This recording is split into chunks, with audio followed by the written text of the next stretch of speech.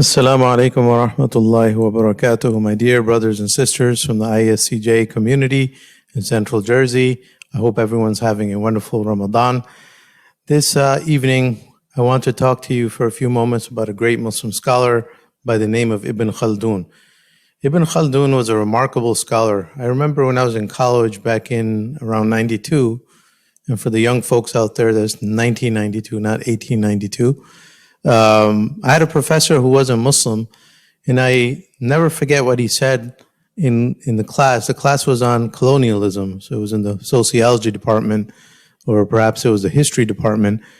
He said Ibn Khaldun was the most brilliant scholar that ever lived, past, present, or future. Hearing that from a non-Muslim really had an effect on me, and I never forgot those words. And over the years, the more I studied Ibn Khaldun, the more I saw statements like that coming from different quarters. Al-Maqrizi, the great scholar, he said, "Lam ya'mal ahadun mithaluha." He said about one of the works of Ibn Khaldun, the Muqaddimah, which was an introduction to world history.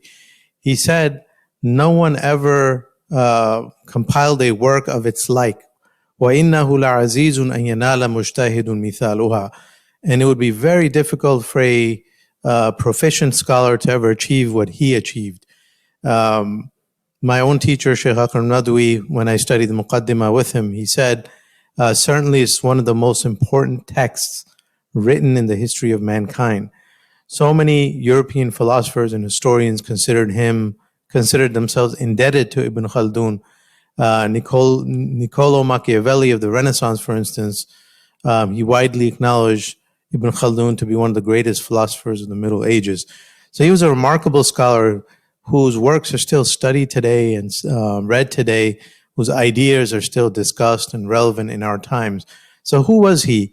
In a moment, he was, in a nutshell, in a few moments, Ibn Khaldun came from a family from Andalus, from Muslim Spain.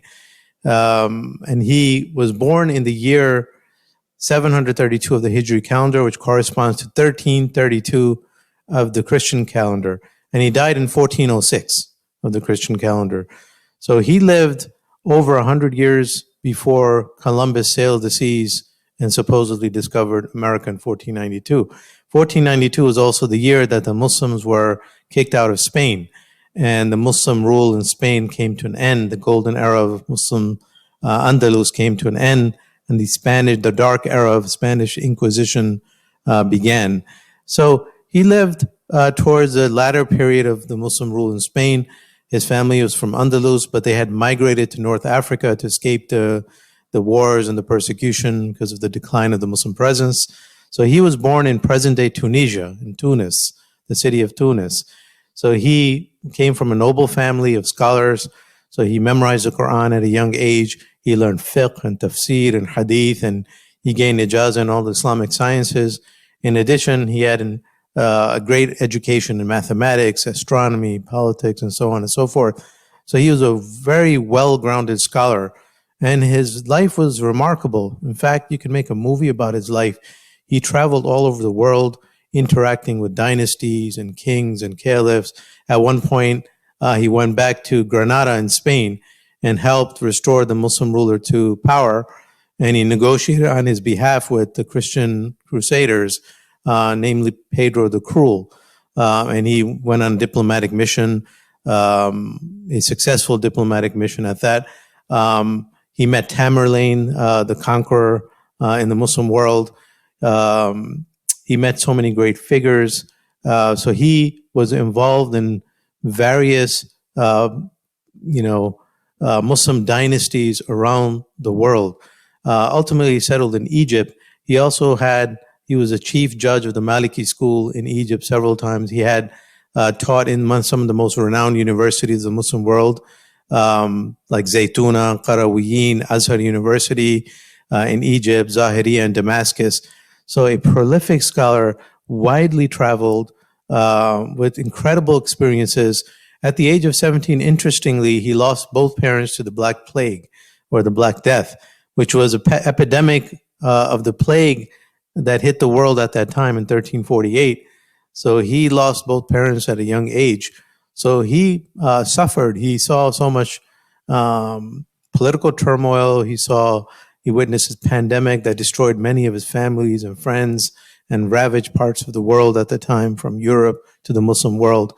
But despite that, he was an incredible scholar who wrote some remarkable works, and he's considered to be the founder of a number of modern sciences. Some of the sciences that we study today that are claimed to go back to Ibn Khaldun, either he was the founder of those sciences entirely, or he contributed and codified those sciences in a way that no one else had done.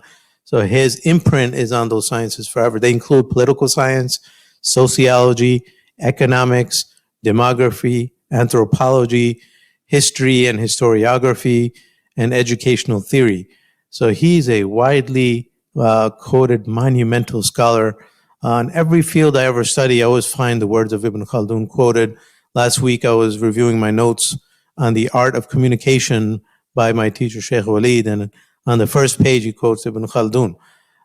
So he's an amazing scholar. I'll summarize in the end with some of his some features of what makes him special, his style. Number one, he had a scientific style of speaking and writing.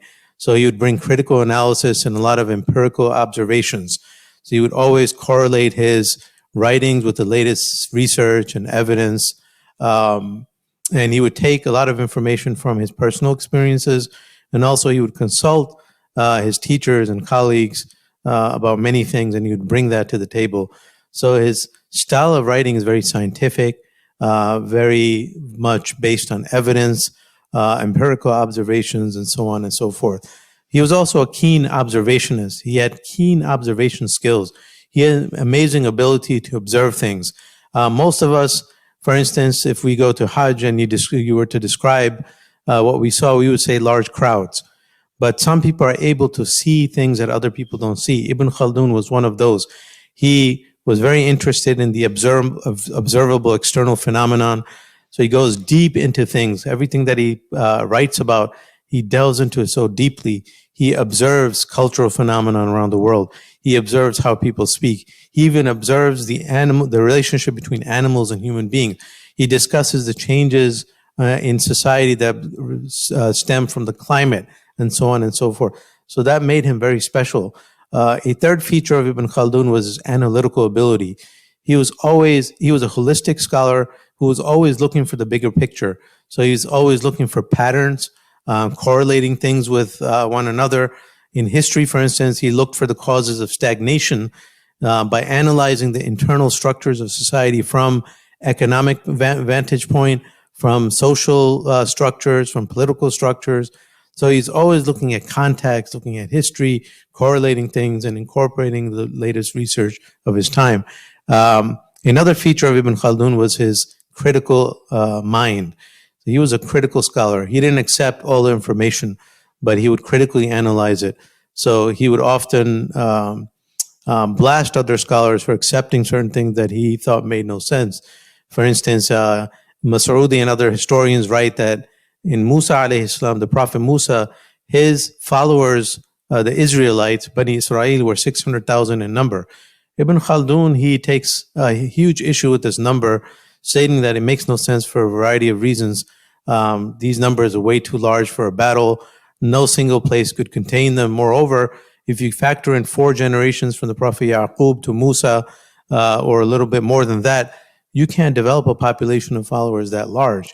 So he brought this critical eye to his writing, and that's something many of his colleagues were not doing in his time, and that makes his ideas very relevant. Finally, he was incredibly accurate as a scholar. That's something we could all learn from today, even for those of us in the West.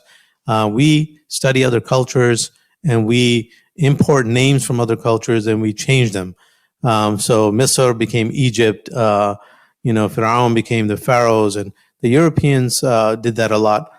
They would corrupt the names, and even Muslims did that. But Ibn Khaldun was so accurate when he was mentioning names. He tried to use original names of regions as much as possible.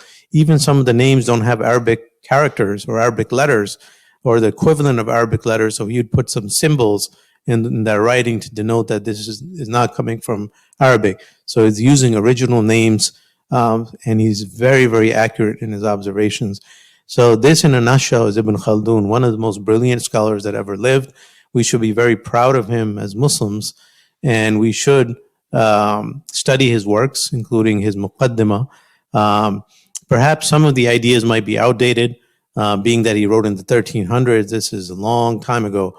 But the fact that many of his ideas are so brilliant and they still have some relevance today shows how forward-thinking he was as a great scholar. May Allah enable us and our young children, especially, to walk in the footsteps of our giants like Ibn Khaldun and contribute to the global scene. Wa sallallahu wa sallam ala nabiyyina Muhammad wa ala alihi wa sahbihi wa sallam.